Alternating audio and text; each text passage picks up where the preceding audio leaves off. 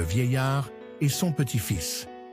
Il était une fois, dans un petit village d'Afrique, un vieillard sage qui s'appelait Nourou.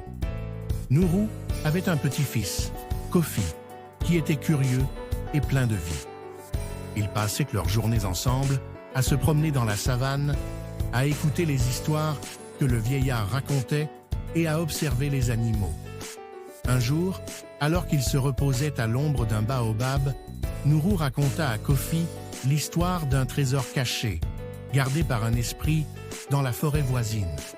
Intrigué, Kofi décida qu'il devait partir à la recherche de ce trésor. Nourou, bien qu'inquiet, ne pouvait pas empêcher son petit-fils de poursuivre son rêve.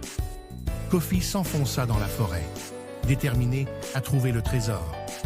Après plusieurs heures de recherche, il découvrit une grotte sombre.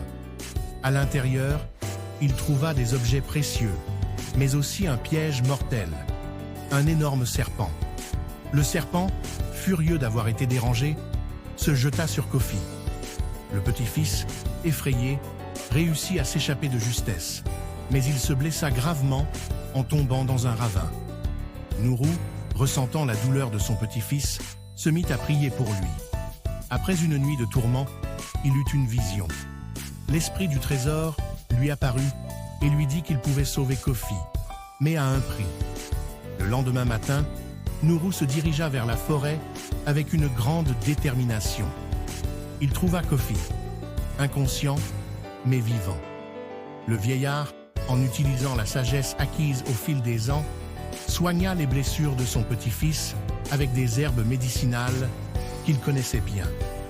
Lorsque Kofi ouvrit les yeux, il réalisa la gravité de sa quête et le danger qu'il avait encouru.